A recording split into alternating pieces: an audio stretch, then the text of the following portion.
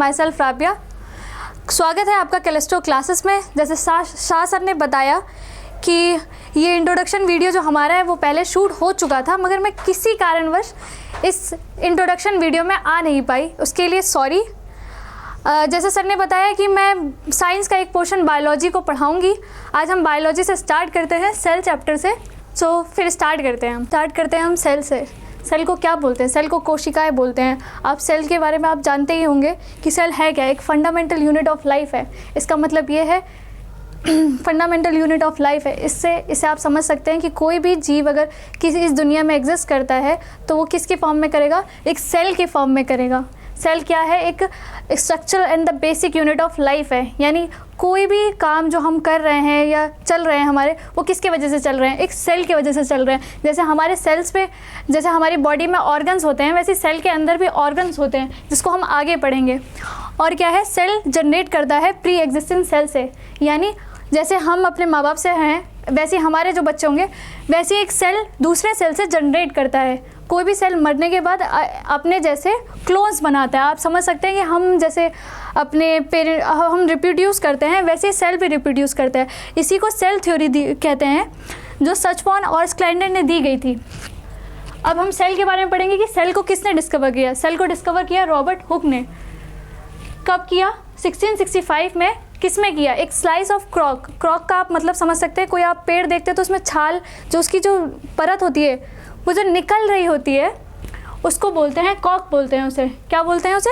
Kock बोलते हैं। मगर ये कैसा था? नॉन लिविंग था। आप समझ सकते हैं ये कैसा था? Non living. क्योंकि आपने देखा होगा कि वो छाल कैसी होती है, एक नॉन लिविंग जीव है। मगर उसको लिविंग में किसने देखा? ए.वी. ल्यूवेन हुक ने। किसने देखा? ए.वी. ल्यूवेन हुक ने। किस टाइम? 1674 में। आपको पता होगा कि डिस्कवरी और इन्वेंशन में क्या फ़र्क होता है। इन्वेंशन और डिस्कवरी में क्या फ़र्क होता है? डिस्कवरी कब की जाती है? जब वो कोई एग्जिस्ट करती हो, वो चीज़ जब एग्जिस्ट करती हो, जब हम उसको डिस्कवर करते हैं या उसको हम पहचानते हैं तो उसको हम डिस्कवरी कहते हैं। इन्वेंशन, कोई नई चीज़ को बनाने को हम इन्वेंशन कहते हैं। तो सेल की स्टडी को, अब हमने सेल के बारे में तो पढ़ लिया, हम सेल की स्टडी को क्या कहते हैं? सेल की स्टडी को काइटोलॉजी कहते हैं। क्या कहते हैं? काइटोलॉजी कहते हैं। चले हम आगे बढ़ते हैं। नेक्स्ट आगे हम क्या पढ़ेंगे? आगे हम पढ़ेंगे सेल डिवीज़न। किस तरह से सेल की डिवीज़न की गई है, यानी उसके टाइप्स को बताया गया है। उसके कैसे टाइप्स बताए गए? प्रोकैरियोटिक सेल्स और यूकैरियोटिक सेल्स। ये जो प्रोकैरियोटिक सेल्स हैं, ये सिर्फ नाम के प्रो हैं, क्योंकि ये बहुत ज़्यादा पिछड़े हुए हैं। आप ये समझ सकते हैं यूकैरियोटिक और प्रोकैरियोटिक में क्या फ़र्क है। जो हम एडवांस होते गए वो यूकैरियोटिक बन गए। ये प्रो जो नाम के हैं, ये एडवांस सिर्फ नाम में हुए, उसमें नहीं हो पाए। उनके ऑर्गन्स जो उनके डेवलपमेंट थी वो बहुत काफ़ी पीछे रह गई। तो ये कहाँ देखे जाते हैं? ये यूनिसेलुलर ऑर्गेनिज्म में देखे जाते हैं। यूनिसेलुलर जो सिंगल, यहाँ पे लिखा है एक कोशिका, जिनकी सिर्फ सिंगल सेल से जो बने होते हैं उनको यूनिसेलुलर कहा जाता है। वो कौन से होते हैं? प्रोकैरियोटिक्स होते हैं। इसमें एग्जाम्पल्स भी मैंने कहीं लिखे हैं कि बैक्टीरिया है, ब्लू ग्रीन एल्गी है। आपने देखा होगा तालाबों में कई जगह काई सी लग जाती है, तो वो काई क्या होती है? वो ब्लू ग्रीन एल्गी जो बैक्टीरिया होती है वो क्या होती है? प्रोकैरियोटिक सेल होती है। हम यूकैरियोटिक सेल्स के बारे में पढ़ेंगे, जो प्रेजेंट होता है मल्टी सेलुलर ऑर्गेनिज्म में। यानी जैसे हम मैमल्स हैं, रेप्टाइल्स हैं, आप बर्ड्स देखते हैं, बहुत सारी चीज़ें देखते हैं, तो वो क्या है? एक मल्टी सेलुलर ऑर्गेनिज्म है। यहाँ पर लिखा भी है बहु कोशिकाएँ, यानी जिसमें बहुत सारे सेल्स हों, बहुत सारी कोशिकाएं हों। और ये बहुत सारी कोशिकाएं कहाँ पाई जाती है? एक तो प्लांट्स में पाई जाती हैं। आपने देखा होगा कि हम जाते हैं रोड से, कितने सारे प्लांट्स लगे होते हैं, वहाँ पे चिड़ियाँ भी होती हैं, कबूतर भी होते हैं, बहुत सारी चीज़ें होती हैं। तो वो कहाँ है? वो आ गए एनिमल्स में। इवन हम भी क्या है? एनिमल्स ही हैं। तो प्लांट सेल और एनिमल सेल में क्या फ़र्क है जो हमें अलग अलग लिखना पड़ा? आपने देखा होगा कि प्लांट सेल स्थिर रहते हैं, हमारी तरह नहीं चल सकते, तो उसमें और इसके सेल्स में कुछ तो अंदर होगा, जैसे सेल वॉल का। अब ये मेन चीज़ देख सकते हैं कि प्लांट सेल में एक सेल वॉल होती है जो काफ़ी रिजिड होती है। ये कैसी होती है? रिजिड होती है, और ये अपनी जगह पे रहती है, इसलिए ही प्लांट्स अपनी जगह पे स्थिर रह पाते हैं। और यहाँ पे एनिमल्स में ये अब्सेंट होती है, उसकी जगह क्या होता है? एक सेल मेम्ब्रेन्स होती है। क्या होती है? सेल मेम्ब्रेन्स, जो हमारी बॉडी में अगर आप काट के देखेंगे तो बहुत छोटे छोटे सेल्स मिलेंगे आपको। हमारी बॉडी में कई तरह के सेल्स मिल जाएंगे, जैसे नर्व सेल्स मिल जाएंगे, इवन हमारे जो क्या बोलते हैं रिप्रोडक्शन के रिप्रोडक्शन ऑर्गन्स में जो यूज़ होते हैं, जैसे हम स्पर्म्स बोलते हैं, ओवन्स बोलते हैं, वो क्या है, एक तरह के एक सेल्स है। इवन हमारे हार्ट में भी एक तरह के सेल्स होते हैं जिन्हें हम फाइबर सेल्स बोलते हैं। तो ये बहुत ज़्यादा डिफ्रेंशिएट करता है, जो यूनिसेलुलर ऑर्गेनिज्म में नहीं कर पाता, क्योंकि उस एक सेल के अंदर सारे ही काम किए जाते हैं। उस ऑर्गेनिज्म से एक ऑर्गेनिज्म सारे काम कर लेता है, उसमें रिप्रोडक्शन भी कर लेता है, खा भी लेता है, यहाँ तक कि उसमें हर चीज़ जो भी उसको कोई भी खाना पचाना है, एंजाइम्स प्रोड्यूस करना है, वो सब यूनिसेलुलर ऑर्गेनिज्म एक ही सेल में कर सकता है, मगर मल्टी सेलुलर नहीं कर सकते। क्योंकि आपने देखा होगा कि अगर हमें कोई तकलीफ होती है, पेट में तकलीफ होती है, तो हमारे यानी पेट के सेल में कुछ प्रॉब्लम है, हार्ट में कुछ प्रॉब्लम है, तो मतलब हार्ट अटैक आता है, तो कहाँ प्रॉब्लम है, हार्ट के सेल्स में प्रॉब्लम्स है। आप प्लांट में आगे देख सकते हैं कि वैक्यूल्स बड़ा होता है, हम इसको वैक्यूल्स को पढ़ेंगे। एक वैक्यूल क्या है, आपने देखा होगा कि सूट केस टाइप का है, आपने छोटे छोटे जैसे हमारे पास जो सामान होता है हम इकट्ठा कर लेते हैं ना, वैसे वैक्यूल एक काम करता है। वैक्यूल क्या करता है, जो हमारे एंजाइम्स होते हैं, बहुत सारी चीज़ें होती हैं जिसको वो अपने अंदर रख लेता है। ये बिगर क्यों होता है, क्योंकि आपने देखा होगा प्लांट बहुत सारे एंजाइम्स अपने अंदर रख लेता है, मगर हमारे में क्या होता है, उसको लाइसोसोम खा लेता है और वैक्यूल्स में नहीं खा पाता। नेक्स्ट क्या है, प्लास्टिड्स होते हैं। क्या होते हैं, प्लास्टिड। आपने देखा होगा कि plants maximum time green colour के होते हैं, तो वो कहाँ से आता है, वो प्लास्टिड्स के अंदर से आता है। प्लास्टिड्स कंटेन करता है क्लोरोफिल, जो उसको ग्रीन कलर देता है। ग्रीन कलर क्यों देता है, क्योंकि अगर आप देखेंगे कि सनलाइट में जो कैपेसिटी होती है सबसे ज़्यादा कैप्चर करने की लाइट, वो कौन सी होती है, वो ग्रीन होती है। कौन सी होती है, ग्रीन होती है, और ग्रीन की लाइट की वजह से ही वो फोटोसिंथेसिस कर पाते हैं। आगे देखते हैं हम आगे देखते हैं कि एक एनिमल सेल में और एक प्लांट सेल में क्या चीज़ें अलग हैं, क्या क्या चीज़ें डिफ्रेंशिएट हैं। हम इसमें इसके ऑर्गन्स के बारे में पढ़ेंगे। जैसे हमारी बॉडी में ऑर्गन्स होते हैं, जैसे लंग्स हो गया, हार्ट हो गया, वैसे ही एक सेल भी अपने अंदर बहुत सारे ऑर्गन्स को कैरी करता है। जैसे इसमें सबसे इंपॉर्टेंट क्या है, न्यूक्लियस। सबसे इंपॉर्टेंट क्या है, न्यूक्लियस। इसको हम headquarter of the cell भी कहते हैं। हेड क्वार्टर क्यों कहते हैं, क्योंकि ये कंटेन करता है किसको, डीएनए को कंटेन करता है। डीएनए एक तरह का जेनेटिक मटेरियल है जो हमारी बॉडी से दूसरे, जब हम अपने रिप्रोड्यूस करेंगे तो वो क्या करेगी, ट्रांसमिट करेगी। क्या करेगी, ट्रांसमिट। जैसे हमारे कैरेक्टरिस्टिक हैं, जैसे मेरी हाइट है, मेरे हेयर है, मेरा कलर है, तो वो कौन सी चीज़ें जो हमें ये बताएगी, वो है डीएनए। कौन बताएगा, डीएनए। और ये हेड क्वार्टर है। क्या है, हेड क्वार्टर। ये हेड क्वार्टर क्यों है, क्योंकि ये रेगुलेट करता है सेल को, रेगुलेट करता है उसकी साइकिल को। सेल साइकिल यानी जब तक उसका टाइम है, उसके बाद उसको रीजनरेट करना है या उसको मर जाना है, ये कौन बताएगा, ये बताएगा न्यूक्लियस बताएगा, न्यूक्लियस। इस न्यूक्लियर के पास एक मेम्ब्रेन भी है। क्या है, ये मेम्ब्रेन है। ये क्या काम करेगी, ये आप मेम्ब्रेन क्या काम करती है, कुछ मेम्ब्रेन का क्या काम करती है, सेलेक्टिव मेम्ब्रेन। ये क्या काम करती है,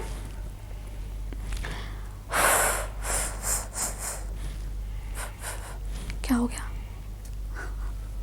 ठीक है, पता नहीं कैसे रुके। ठीक है, आगे स्टार्ट करते हैं। हम आगे बढ़ेंगे लाइबोसोम्स।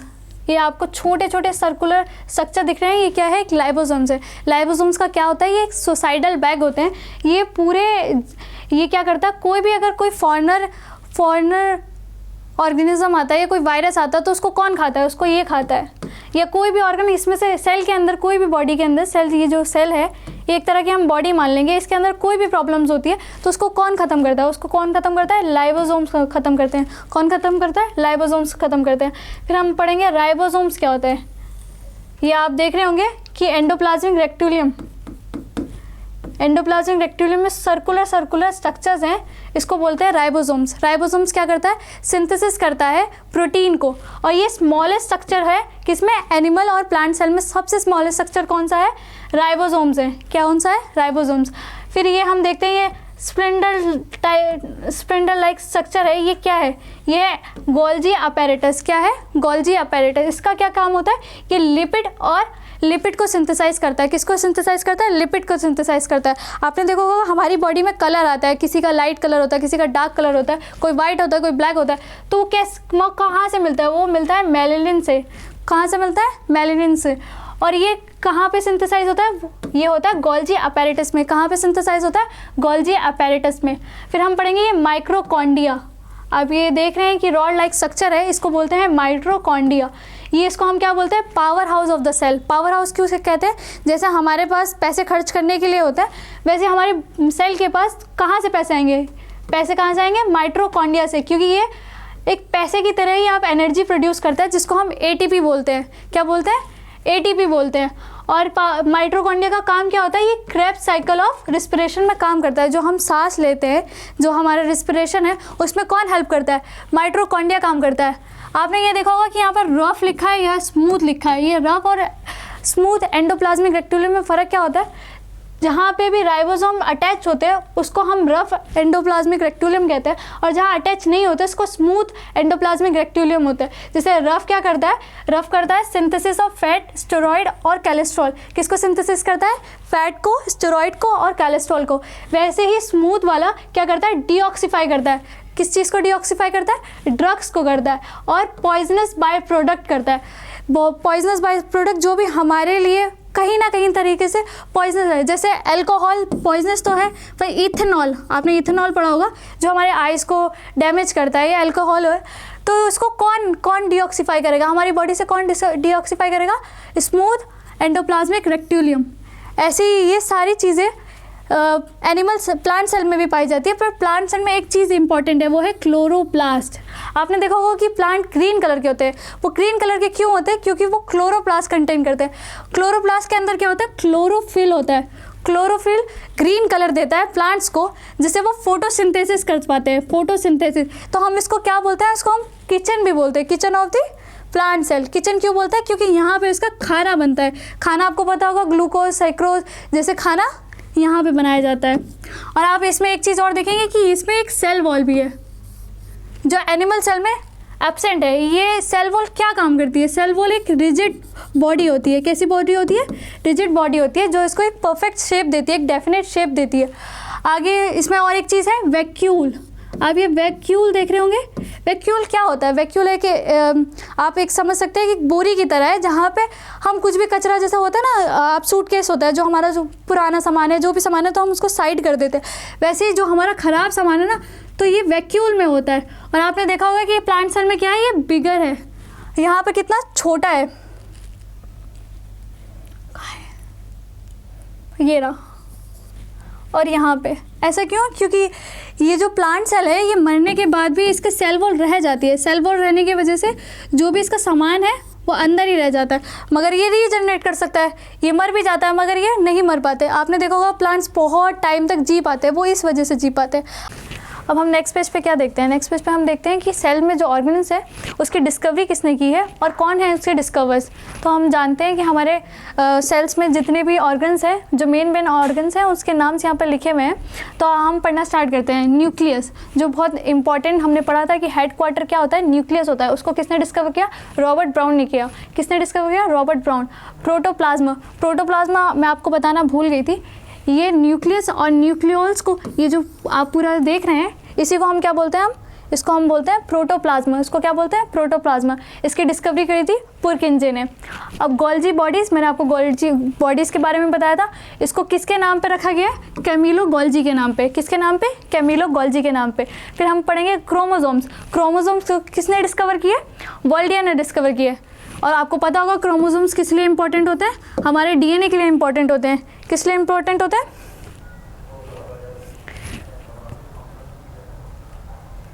किस लिए इंपॉर्टेंट होता है? हमारे डीएनए को क्या करते हैं? ये कंटेन करते हैं। इसका डिस्कवर किसने किया था? वॉल्डियर ने किया था। अब आगे हम पढ़ते हैं राइबोसोम्स। हमने राइबोसोम्स के बारे में पढ़ा था। वो क्या है? सिंथेसिस करते हैं प्रोटीन को। किसको सिंथेसिस करते हैं? प्रोटीन को। किसने डिस्कवर किया? प्लाडे ने। किसने? प्लाडे ने। फिर हम पढ़ेंगे लाइबोसोम्स। लाइबोसोम्स के बारे में मैंने फिर बताया था, क्या था वो? सुसाइडल बैग था। इसको किसने डिस्कवर किया? डी ड्रूवे ने। किसने? ड्रूवे ने। अब हम माइटोकॉन्ड्रिया के, जो बहुत इंपॉर्टेंट है सेल में, माइटोकॉन्ड्रिया, इसको हम पावर हाउस कहते हैं। इसको किसने डिस्कवर किया? आल्टमैन ने। किसने डिस्कवर किया है? आल्टमैन ने। फिर हम पढ़ेंगे कि माइटोकॉन्ड्रिया को डिस्कवर तो आल्टमैन ने किया, मगर उसकी नेमिंग किसने की? बेंडा ने। किसने डिस्कवर किया? किसने उसको नाम दिया? बेंडा ने नाम दिया। न्यूक्लियस को आपको बताया होगा मैंने कि किसने डिस्कवर किया था? रॉबर्ट ब्राउन ने। मगर उसको किसने बताया कि ये इनहेरिटेड मटेरियल है? इनहेरिटेड यानी जो ट्रांसमिट होता है एक बॉडी से दूसरी बॉडी का। क्या ट्रांसमिट होता है? हमारे कैरेक्टरिस्टिक, जो हमारा हेयर कलर, इवन हमारा स्किन कलर, ये हेरिटेड किससे होगा? न्यूक्लियस से होगा। ये किसने बताया? स्टार्च बर्गर ने। थ्योरी हम पढ़ चुके हैं। अब हम आगे इसके क्वेश्चंस लगाएंगे। आपको पता है कि क्वेश्चंस एग्जाम्स में कितने इंपॉर्टेंट होते हैं, बिना क्वेश्चंस के आप एग्जाम्स क्लियर नहीं कर सकते। तो हम आगे जो इसकी नेक्स्ट वीडियो आएगी इसमें हम इससे रिलेटेड क्वेश्चंस को देखेंगे। आप अगर चैनल पर नए हैं तो सब्सक्राइब करें। अगर ये टॉपिक आपको 1% भी समझ में आता है तो इस वीडियो को लाइक करें। Thank you.